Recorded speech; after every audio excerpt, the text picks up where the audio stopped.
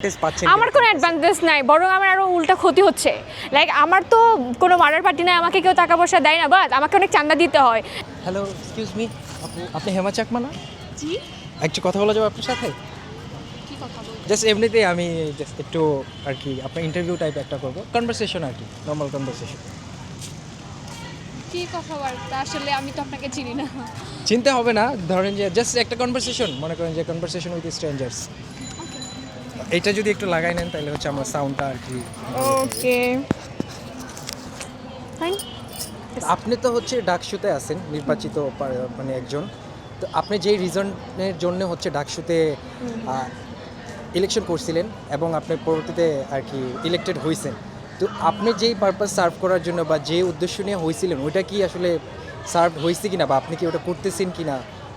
মানে ওয়েল, আমি তো আমার জায়গা থেকে চেষ্টা করতেছি। আমার যে পারপাস সেটা হচ্ছে ধরেন স্টুডেন্টদের যে কথাবার্তাগুলো তাদের হয়ে আমার কথা বলা। সো সেই জায়গা থেকে আমি তো কথা বলার চেষ্টা করতেছি, বিশেষ করে নারীদের প্রশ্নে।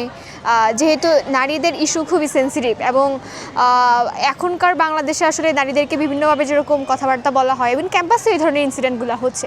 তো সেই জায়গা থেকে আমি কথা বলার চেষ্টা করি। ইভেন আমার আসলে মানে মেইন ইস্যুটাই ছিল যে স্টুডেন্টদের হয়ে কথা বলা। তো এখানে বেসিক নিডসগুলো তো আছেই, যে খাবার আমাদের অসুবিধা, হল নিয়ে অসুবিধা, হ্যান্ড ত্যান, এগুলো তো চলতেই আছে। বাট এগুলো তো ওভারনাইট চেঞ্জ করা সম্ভব না, বাট কথা তো বলতেছি। বাট মানে আপনাদের যে পর্ষদ এটা নির্বাচিত হওয়ার পরে এই ধরনের সমস্যা কি ঠিক হয়েছে কিনা, অল্প বিস্তর হইলেও? কিছুটা হয়েছে, সবগুলো হয় নাই। আচ্ছা, অনেকেরই কৌতূহল আছে মানে ডাকসুটা আসলে কিভাবে ওয়ার্ক করে। ধরেন আপনারা তো একটা স্টুডেন্ট বলি, আবার আপনাদের নেতাদের দেখি অনেক বড় বড় নেতাদের সাথেও ঘোরাফেরা করে। আমি করি না, ওকে, বিকজ আমার তো আর কোনো মার্ডার পার্টি নাই যে আমি বড় বড় নেতাদের সাথে গিয়ে ঘুরবো। সো ডাকসুটা ফাংশন করে কিভাবে, এটা একটা বডি আছে। সো ওখানে 28 জন মেম্বার আছে, ওখানে বিপিজিএস এজিএস আছে, তারপর অনেকগুলো সেক্রেটারি আছে, সদস্য আছে। সো আমি সদস্য। বাট এখানে অনেকগুলো ইস্যু যখন হয়, আমাদের তো সাধারণ সভা হয়, তো এখানে গিয়ে আমরা ইস্যুগুলো উত্থাপন করি। তারপরে এগুলা আমরা ভিসি স্যারকে জানাই, যেহেতু আমাদের সভাপতি ভিসি স্যার। তো এভাবে ফাংশন করার কথা। আচ্ছা, মানে তো আপনাদের যে সভাটা হয় এইটা কি ধরেন যে ফিক্স থাকে যে মাসে এতবার হবে? না, এটা এখনো ফিক্স না। ইভেন আমাদের এখনো পর্যন্ত 3টা হয়েছে, বাট এগুলা নির্দিষ্ট একটা টাইম হবে এরকম কিন্তু না। ওই ডাকসুর যে নির্বাচিত মেম্বার এদের বাইরে কি ওই সভাতে অন্য মানুষরা থাকে? না, থাকে না। যারা হচ্ছে নোট করে মিটিং মিনিটস যারা নেয় ওরা থাকে, আর তাদের বাইরে থাকে না আর কি। আমাদের ভিসি স্যার থাকে, ট্রেজারার স্যার থাকে, আর আমাদের মানুষজন থাকে। ওকে, এর বাইরের লোকজন থাকে না। তো ওইখানে ধরেন যে কোনো ইস্যু নিয়ে আপনারা কথা বলেন, তারপরে ওইটা সলভ করার জন্য যে কর্তৃপক্ষ এটার জন্য রেসপন্সিবল তাদের সাথে হচ্ছে আপনারা আলাপ করেন, এইভাবে ওয়ার্ক করেন। তো আপনি কি স্যাটিসফাইড যে আপনি যেই মানে আপনার নির্বাচনের আগে আপনার কেমন লাগতো ডাকসুতে যখন দাঁড়াইছিলেন, এখন আপনি ইলেক্টেড প্রার্থী হয়ে গেছেন, এখন মানে এই দুইটার মধ্যে পার্থক্যটা কি?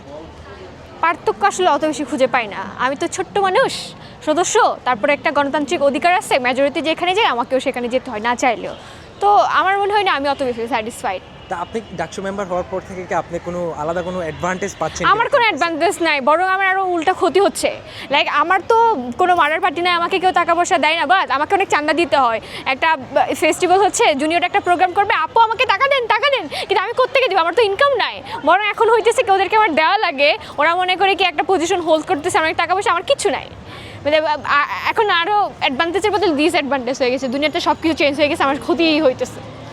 ওকে, আর আপনি যে এই যে আপনাকে তো অনেক জায়গায় অনেক টক শোতে দেখা যায়, অনেক জায়গায় ইন্টারভিউ করেন, কথা বলেন, তো আপনি কি কখনো do you feel scared sometimes? না, আমি কখনো স্কেয়ার্ড ফিল করি না, কারণ আমার যা সত্য সেটাই বলবো। এখন আমি যখন কোনো একটা সত্য কথা বলবো, সেটা যদি কারোর এগেনস্টে যায় সেটা তাদের প্রবলেম, নট মাইন। ওকে, আমরা যারা ধরেন যে ইয়াং, এই ধরনের যারা পলিটিক্স করে, আমাদের ফ্যামিলি কিন্তু অনেক বেশি ওয়ারিড থাকে। হ্যাঁ, কিন্তু আপনার ফ্যামিলি বিষয়টাকে ডেফিনেটলি, বিশেষ করে মেয়ে, আমি বলি আমার ব্যাপারটা হচ্ছে এরকম, কয়েকটা বিষয় মিলে একটা প্যাকেজ। একে তো আমি নারী শিক্ষার্থী, তারপরে আমি পাহাড় থেকে আসছি।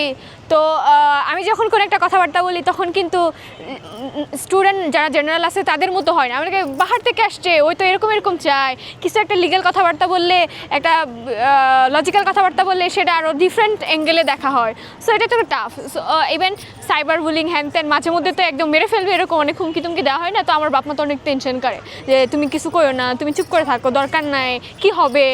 মানে আমার তো এখানে ডাকসুতে এসে তো মানুষ তো বাংলাদেশের কনটেক্সটে তো মানুষ আসলে এই পাওয়ার হোল্ড করে কিছু একটা সুবিধা পাওয়ার জন্য। আমার তো কোনো সুবিধা নাই, তো আমার বরং এই অসুবিধাগুলো হইতেছে। যেমন আমার কোনো পাওয়ার নাই, আমার আমার থেকে চান্দা চাইতেছে, আমি দিতে পারি না, বা দিলেও আমার নিজের প্যারা হয়ে যায়। তারপর আবার এভাবে মানে সত্য কথা বলি আর ওদিকে কিছু মানুষজনের গায়ে লেগে যায়, তাতে আমাকে মেরে ফেলবে এরকম হুমকি দেয়। তা আমার আসলে কোনো লাভও নেই, লস নেই, আমার পুরো জীবনটাই লস।